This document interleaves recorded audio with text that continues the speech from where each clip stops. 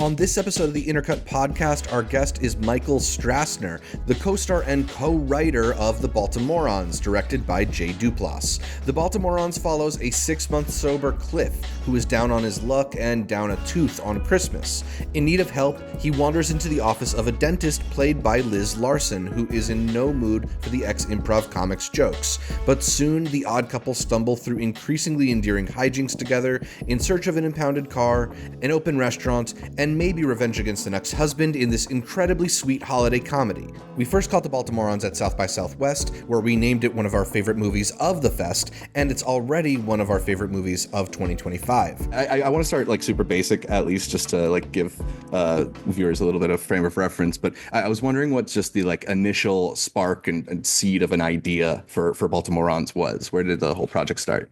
Well, it kind of started with Jay and I becoming friends. In 2021, I was putting up a bunch of videos on Instagram, and I noticed one day that Jay Duplass followed me, and I was like, "Oh my God, this is insane! This is like the coolest thing in the world." And I had made a couple shorts of my own. I've made a bunch of sketches and such, and I was like, you know what? I want to do this one thing, and I'm gonna see if he can help me out with it. So I sent him a DM, telling him how big of a fan I was and all these things. And he got back to me 6 months later. He made a boy wait.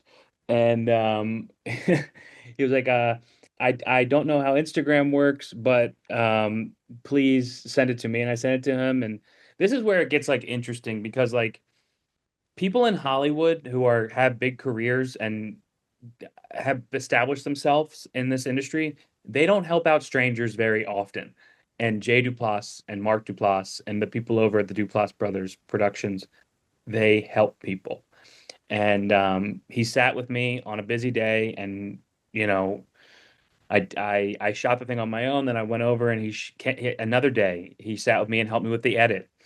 And as a thank you, I took him out to lunch in December of 2023, and I told him a little bit about my story and how I got sober. And, the opening scene of the movie is a failed suicide attempt, and that is how I got sober. And I told Jay, without giving anything away, I was like, the only reason why I'm still here is because the belt broke and I was holding a bit of holiday weight. And he laughed and smiled at that. And little did I know he was concocting in his head that he's going to make a movie with me. So he called me 4 months later, and he was like, I want to back in somebody's life into a movie, and you're the first person that came to mind. Do you want to do it? And I was like, yes, please. That'd be incredible. And then we just started writing it together. That's must be a really amazing kind of acknowledgement or opportunity. I mean, to getting to work alongside the Duplasses and just learn from them. How was Jay able to help you really flesh out the ideas that you had and the elements of your personal life that you were trying to put it in order to turn it from that into a film? Well, he is such an incredible plot and story structure writer. He he really knows stories so well, and he's been doing it for 30 some years and has made a lot of successes at that. But he'll tell you himself in his 20s he failed a ton on making stuff, and you just kind of learn by making and doing. And I feel like I had like a master's or a doctorate in how to make an independent movie by making this movie with him. Like I sat in on all the pre-production, all the post-production, and all the edits, and we just kind of together, well, more importantly, him showing me just how to do it, and also giving just me a chance, to be the lead of a movie and to, the co-lead. We are neck and neck for lead. And give opportunity to somebody that really never has been given a shot at that level.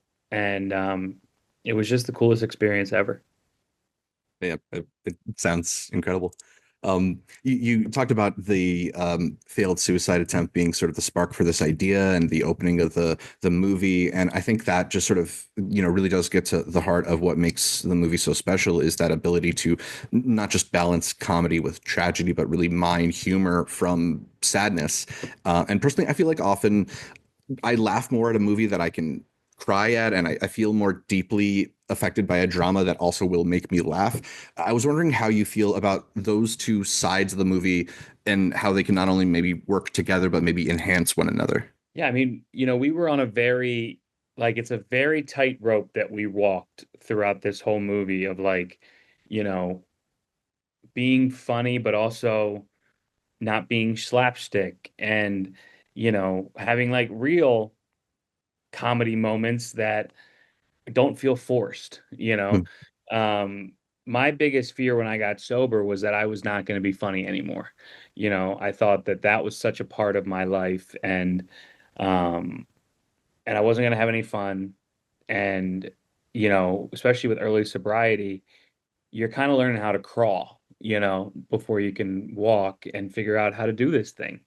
And I think what's so great about what we've done is, there's some serious scenes in here that deal with like some serious issues, but no matter what, we always just tried to find the comedy in it, because I think that's what I've tried to find in my own life is like, don't take things so seriously,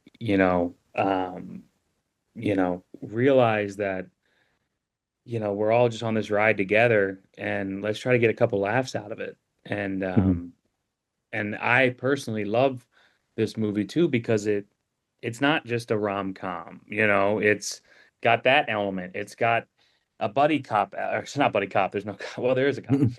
There's, um, buddy comedy aspect.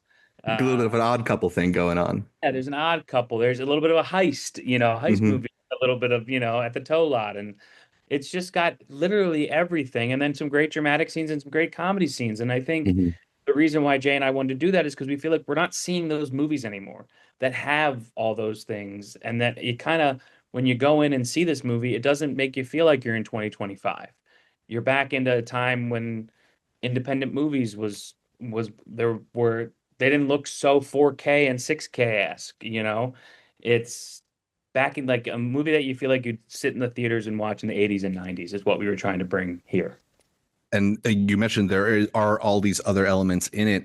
You start with this base idea of sort of taking elements from your own life and trying to tell your own story. But how did you sort of come up with this idea for this general structure, this road trip of errors of sorts, and the whole Christmas setting of it all? Well, I've been obsessed with Christmas since I was a kid.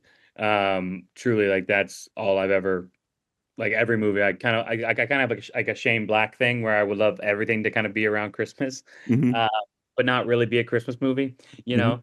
Um, but Jay actually came up like he's always floated the idea of an emergency dental situation, like someone being with their family and having to like someone who's not really happy with their family and cracks his tooth and has to kind of hang out with his dentist all day. So that's kind of how that molded in there is that's an idea that Jay had.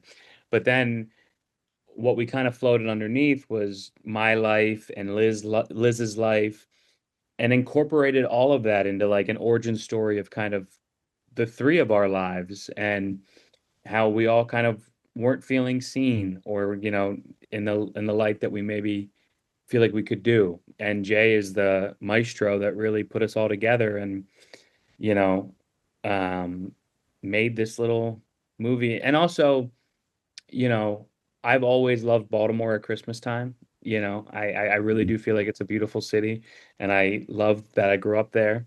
Um, and I really wanted, when Jay said we were going to kind of shoot this around my hometown, I was like, well, we have to put it in like a positive light because it is a great city. Um, and I think at Christmas time, it's kind of the best time.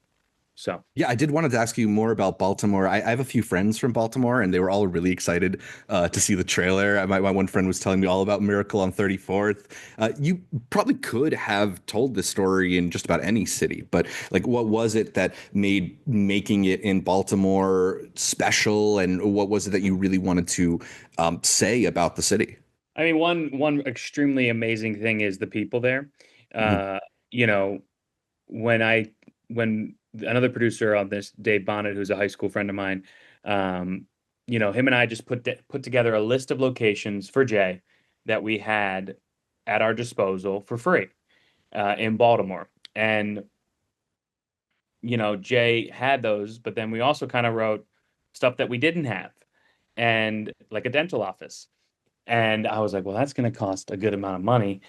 And then I was like, hold on, my biology teacher, who was so tired of teaching kids like me in high school, he's actually a dentist now. Let me call him up and see if he'd help us out. And sure enough, and this is like the thing that gets me all the time, is like everybody was just so open to being like, "Oh, you're shooting a movie here? How can I help? Oh, you want my Mercedes for 3 weeks? Yeah, yeah, yeah. I can walk to work. Yeah, dear, take this, take that." And the city made this movie. They are the ones that opened up their spaces, their cars, their time to come and be extras on set. This is such a movie that is made for friends and family of mine. Like they're all in it. They're all extras. Like there's hundred some extras, and I know them all. And you know, I also grew up watching John Waters and Barry Levinson and these amazing Baltimore movies that showed the craziness of the city and also showed the beauty of it. And I feel like we haven't seen that in a while. And I'm just so proud that we were able to do that. You alluded to that kind of like rich history of artists and comedians that have come out of Baltimore. Do you feel like it might be a place that could start to emerge as sort of a haven for creatives? I think it's always been one, Yeah. Future Islands came out of there. They're awesome. Hmm. And in recent years. Hmm. Uh and it is this really like there's a huge art scene there that just is waiting to be and film art. I mean, like, the whole crew is all Baltimore-based crew. And they were so hungry to do something. They were so hungry to make something. And we had just a crew of people that just really wanted to be there to make this little piece of art that who knows if anyone's going to even watch this thing, but just that we were enjoying it and doing it with each other meant all the world. And I truly believe that I hope a movie like this kind of helps promote Baltimore's film incentive, promote like, hey, come here and do this, like make independent movies here, make big movies here, and don't make it, don't come here and make it for DC, make it for Baltimore, because that's happened Hmm. before where they shoot all over Baltimore, but they call it DC, and that's not the case. So Hmm. continue to make Baltimore stuff, in my opinion. You were talking about how the movie deals with some serious issues, addiction being amongst them, and although it's sort of a story about your character's journey through sobriety, I feel he also has this sort of hard time saying no to Didi along the journey. And I was also thinking about the elements of improv training and the whole yes and segment of the film, and I was wondering if you were trying to draw an aspect between those different sides of Cliff's personality. Yeah, I mean, I think like he's definitely, he's now said yes and to the one thing that he was so worried about, not drinking. Like he's like, yes, I'll try this thing because my life has gotten me here. So, you know, and I think at the same time, while doing that, he feels like he has to do all these other things now because he's not drinking. He can't be this person he used to be. And because I think in my early sobriety, I was so afraid that I wasn't going to be funny anymore. I was not going to have any fun, and life was over. Like I would go back to become a mortgage broker, like my dad. Mhm. Um, Even though I don't know math and I am not good with houses, but uh, I think this night where he meets a stranger and she helps him in the same way that like someone in recovery helps somebody because it's usually a stranger that becomes, he just starts saying yes to her because I think he's now accepting this life of sobriety, but also is learning how to walk during this, and that those first 6 months are like 6 months to a year are very difficult because It's all your first stuff. It's your first Christmas, your first Thanksgiving, your first wedding, your first Ravens game without this thing that was so important to you. So we really tried to encapsulate that. When you are taking something that is so personal to you and so intertwined with your own experience, and then you're also transposing it onto this character, Cliff, how vulnerable does it make you feel in the actual making of it? Is it harder to write? Is it harder to act? Is it harder to edit? Or is are you do you have kind of like a are you settled with the idea of how you're exposing these elements of yourself through the story? I I think, I was really scared going into it because Hmm. I come from the sketch improv background where it's all character based and it's like bigger stuff and all this. And Jay just kind of gave me the note of you're enough and just be. And I kind of had never heard that before. And you know, for me, that is the greatest note I've ever gotten because it's, you know, doing something so vulnerable, putting myself in this, they're putting a lot of my life story in this. If it went a different way and, it hasn't done well, it maybe would make me feel different. But since I trusted Jay so much with this story and that he'd take such good care of it with me and Liz, I have so much faith in continuing to do more vulnerable because this, you know, not that not that I think that every story that I have needs to be told by any means, but pulling from personal stuff is I think how we can make our art truthful and also just that someone else might be going through something like that too, and it might, you know, make them feel a certain way. Absolutely. And help. Um, I I hope so. Um, I know you've mentioned planes, trains, and automobiles as a influence on the film. I'm here in Toronto. They just debuted a new John How Candy was it? documentary here. I haven't had a chance to see it yet, but I'm Yeah, still trying to. I'm desperate I'm to. friends with Chris, and I love Chris Candy so Okay. much. Him and I did this thing years ago and that never saw the light of day, but he's always been a friend of mine, and I'm so proud of him and his sister, and I cannot wait to see that. So I'm very excited. Yeah, I was gonna ask. I mean, there definitely feels like there's a lot of John Candy in your performance. What was his career in general an inspiration for you? I loved John Candy. I mean, he was one of my favorites. I, his scenes in the John Hughes movies are just like the most like I mean, like I'm getting wow, I'm getting emotional about John Candy. I mean, that's because he's something and he's so special. Like Hmm. the scene where he's talking about his wife and how like and it's just so beautiful and like he is able to just and also give a funny look that's hysterical, but also a look that is like you can see everything that's going on in him. And it's Hmm. the most beautiful thing. And of course, I try to take from my heroes, there's definitely some John Candy, there's some Robin Williams, um, there's some Bill Murray, there's some Chris Farley, all in this. Hmm. Because those are the guys I looked up to. And, it's just very crazy that now I'm by no means anywhere near any of those people, but I've got a little movie that kind of pays homage to them. Yeah, I mean, it's definitely in the lineage for sure. Yeah. Yeah.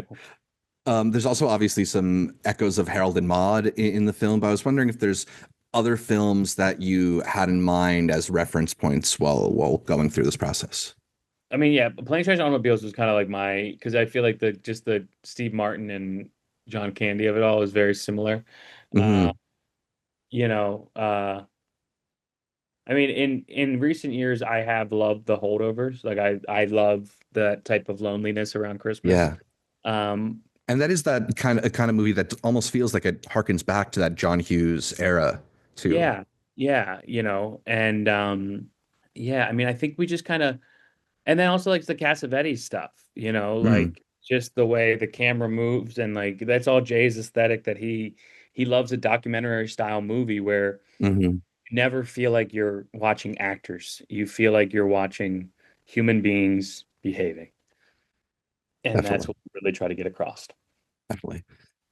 There's a lot of discourse about like age gaps, and a lot of that mostly applies to like when 20-year-olds date older men. But I was curious what you enjoyed about exploring that dynamic within this movie. I mean, I personally love that we didn't talk about it. Yeah. There's a couple jokes here and there that like, like the Y2K one that I was like 10, but like that was early on where I was like annoying her. But, like we just let these two people meet, because I have so many friends that are in their 60s, in their 70s. I have a friend that's 95, you know, um, and I think we don't talk about, you know, what that is. We just kind of are friends. And Mhm. I think we can learn a lot from, at least, sorry, I have learned a lot from having relationships with people that are older than me, you know. Um, and I just love that. I mean, working with Liz, it was just so easy to fall in love with her. And because, there weren't any trailers on this set. There was a Cadillac and a Mercedes for us to sit in, and the Mercedes had AC. So we sat in there during our breaks and we just got to know each other, And I think that's why our chemistry is so great. We didn't do any table reads, we didn't do anything like that. It literally was just Jay had lunch with her and told me that this is our Didi, and that's it. Yeah. And I think we just struck gold and we got lucky. Absolutely. I do want to ask, I know you're probably still very knee deep in dealing with Baltimorons and all this press and everything. But are you looking to your next project? Do you have an idea of what you are going to pursue next? Yeah, I mean, we're working on a couple things, Jay and I. We're just trying to figure out what the next thing is for sure. Um, Amazing. yeah, and then I've got a couple other projects that I'm not, I shot two movies that I just acted in, which is really great. And um, yeah, I just am trying to kind of see what the next thing is. But right now, I'm just trying to just enjoy the hell out of this ride because it's been a fun one. Yeah, I really hope you do. You really really deserve it. It's such a phenomenal film. I'm so happy to have had the chance to experience it, and I hope you go many many years without going into mortgage broking. Thank you, thank you. Yeah, yes, of course. And Yeah, it's actually it starting this Friday. It's playing nationwide, which is crazy. yeah, You know, we we opened in New York this past weekend, and this type of movie with this type of story, Jay put it perfectly. Not many people were knocking the door to make a suicide, menopause, alcoholism, sketch comedy movie. With no stars, even though Jay Mhm. says this is not my words, but he said these guys aren't movie stars yet, but once you see it, that might happen. Um, but to have that, and for IFC to truly believe in us and have a big theatrical run, go see it in the movies, please. It's where it belongs. So it's nationwide. Type in baltimoronsmovie.com and you can see where it's playing in your city. Yeah, it will absolutely be worth the time. Yeah, hoping everybody gets to check it out. You talked about all these classic comedy movies that are so great, and obviously, we have this new one in theaters now. It feels like there's been a lull in the theatrical comedy in recent years. There's that whole like Naked Gun campaign about bring back comedies. How do you feel about the world of film comedy, and are you hopeful that maybe we will see a kind of resurgence in them? I I hope to God we do. I mean, I think it comes from us not taking ourselves too seriously. I think um, for comedy to survive, we need to just like we need to everybody laugh, and you know we need to enjoy these type of movies together with people. I saw Naked Gun in theaters, and it was so funny, and it was so great to hear it in a room. And thank God for places like South by Southwest that Absolutely. have comedy movies. I think South by Southwest is, and maybe I'm biased, but I think it's the best festival in America Hmm. because it not only programs amazing movies that, has like, the dramatic elements and everything.